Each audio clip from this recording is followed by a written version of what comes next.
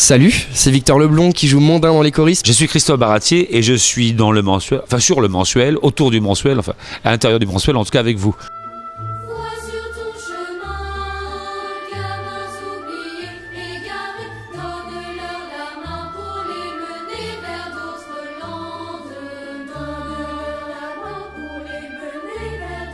Quand on m'a donc proposé de faire les choristes d'adaptation en comédie musicale, j'ai pas mal travaillé une véritable adaptation, c'est pour ne pas simplement, on va dire, photocopier des pages de scénario et passer un film sur un écran en disant qu'il y a des personnages qui bougent dessus. Il a vraiment fallu savoir une œuvre pour le théâtre et ça m'a beaucoup intéressé d'ailleurs parce que je me suis aperçu que j'avais l'impression que c'était tellement fait pour ça que j'avais même parfois l'impression que c'était l'œuvre théâtrale qui avait inspiré le film et non pas le contraire. Et j'avoue que pour la tournée, on va reconnaître la même chose, c'est qu'au départ, on voit toujours, c'est un peu Les Folies Bergères est un bel écrin. C'était beau de le créer dans cette première marmite. Voilà. Ensuite, j'ai un peu toujours cette image, c'est que voilà, on a fait la matrice. Maintenant, il faut l'élaborer et la distribuer d'une certaine façon. Mais je me suis rendu compte que la force du récit, et je crois que le récit est fort, c'est ça qui l'intéresse. On ne relâche pas. Peut permettre une transversalité de toutes les salles. Et puis on a aussi un tout petit peu, j'ai revu la mise en scène pour lui donner parfois un peu plus d'ampleur par rapport il y a des aménagements à faire quand dans les zéniths, quand quelqu'un parle, il faut qu'il bouge. On ne sait pas qui parle, il y a pas mal de choses comme ça. J'ai commencé par le cinéma, j'ai fait un peu de télé, tout ça. Et là, du coup, c'est ma première comédie musicale. Donc avec une petite partie chantée. C'est mon agent qui m'a parlé de ce casting, qui m'a donc dit d'y aller. J'y étais et ensuite j'ai eu un premier rendez-vous avec une directrice de casting et ensuite j'ai rencontré Christophe et c'est là que les liens se sont faits. En tout cas, c'est très chouette de pouvoir se confronter au spectacle vivant, à la scène, au public.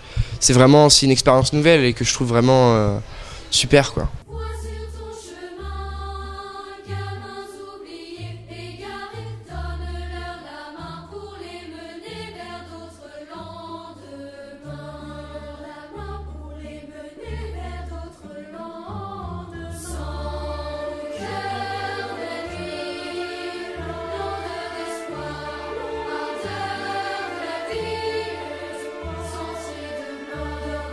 Bien sûr que le disque il y a des beaux morceaux, que le film aussi, mais c'est des enregistrements tout ça. On a le temps de les travailler, il n'y a pas de surprise, puisqu'on le fait. Parce que là, tous les soirs sur scène, vous avez 15 petits mouflets là, qui ont 12 ans, avec 3 solistes différents, parce qu'on est sur des alternances, en raison du travail des enfants, c'est pas le même. Et ben non seulement ça donne 3 groupes, ça donne pas 3 spectacles différents, ça donne 3 spectacles qui sont toujours en devenir et imprévisibles, mais dans le bon sens du terme, parce que les enfants ont une force d'impact sur le public, ce qui fait que plus c'est petit, à la limite, plus ça transmet. Oui, c'est ça. Et que je me souviens que Pierre Borange, que les 3 qu'on a, ils sont différents, mais il n'y en a jamais. Personne ne peut faire un classement. En plus, parce qu'ils sont jamais les mêmes exactement chaque soir, eux-mêmes. On a une sacrée équipe. En fait, il y a 6 comédiens adultes. Donc, nous, on se côtoie vraiment régulièrement et on est plutôt proches. Maintenant, on forme une vraie équipe. Et sinon, il y a 50 enfants, mais pour des raisons juridiques qui sont divisés en 3 groupes. Ouais, qui tournent, qui alternent. Et donc du coup, même avec les enfants, il y a une super entente. Non, c'est vraiment chouette.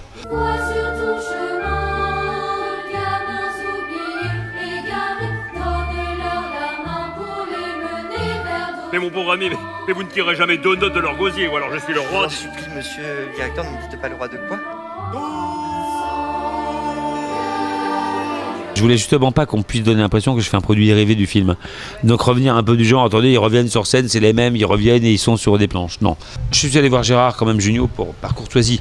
Je connaissais sa réponse, mais il m'est apparu un peu pas très élégant de pas du tout lui en parler, lui proposer, même si je connaissais sa réponse. Voilà, mais indépendamment de ça, je trouvais bien qu'il n'y ait personne à la distribution originale pour justement que je ne donne pas le sentiment d'un produit dérivé.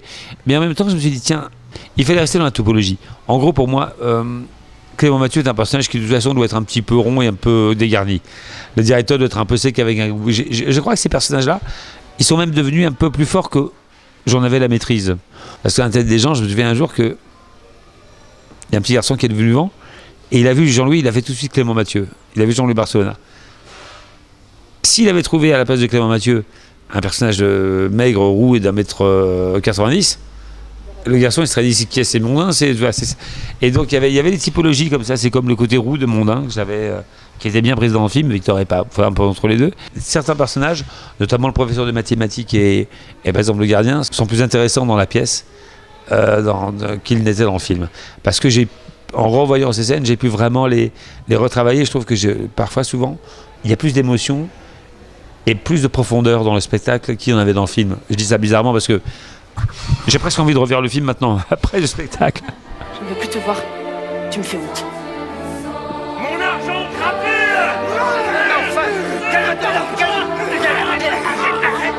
D'être envoyé pour avoir failli au règlement. J'ai trouvé la maîtrise des Hauts-de-Seine, heureusement qu'il y avait, je crois, 200 enfants dans ces effectifs. Et j'en ai pris donc 45 sur 200. Après, il y en a qui sont trop vieux, il y en a qui... Il fallait vraiment aussi... Moi, je cherchais des topologies de garçons très précises. Mais c'est surtout que... après, une fois qu'on les a réunis, il faut les choisir. Il faut bien les choisir. La difficulté, c'est quand on dit... Bon, alors, celui-là, c'est Morange. Ah, on sait que s'il n'est pas Morange, c'est pas moi qui vais le faire devenir Morange. Donc, il a le potentiel et tout près. En gros, les 3 garçons que j'ai pris sont des Moranges dans la vie, aussi. Et puis, sincèrement, je crois qu'une fois qu'on a fait le bon choix, travailler avec ses enfants est simple. C'est beaucoup plus simple que certains adultes. Et en plus, c'est un film qui a marqué beaucoup de jeunes de mon âge, je pense, parce que j'avais 8 ans, il me semble, à la sortie du film. Et le personnage de Mondain dans le film est terrifiant. C'était vraiment ce personnage qui m'avait plu à l'époque. Donc c'est vraiment une chance pour moi aujourd'hui de pouvoir le jouer, en fait. En fait, Mondain, c'est un personnage qui arrive au milieu de la pièce. C'est un peu l'élément perturbateur, ouais, c'est ça, le mauvais garçon, en fait, qui vient perturber la vie de cet internat. Mais on se demande un peu pourquoi est-ce qu'il est comme ça. Donc mine de rien, il y a quand même une petite graine d'humanité dans ce personnage qu'on voit très violent.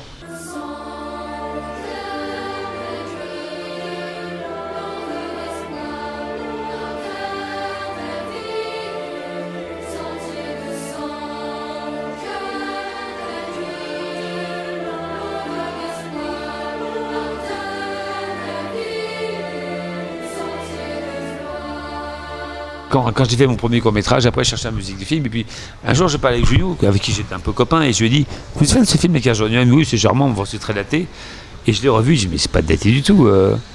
C'est non seulement... Si, il y a beaucoup d'aspects datés dans le film que j'ai enlevé, mais j'ai dit à Gérard, il me dit « Ah oui, tu crois que je pourrais faire ça, mais c'est un peu... » Et puis à un moment, il a dit oui, et quand il a dit oui, c'est allé très vite. Et je pense que aujourd'hui, la Cage au Rossignol, il en reste vraiment quelque chose. Je pense que...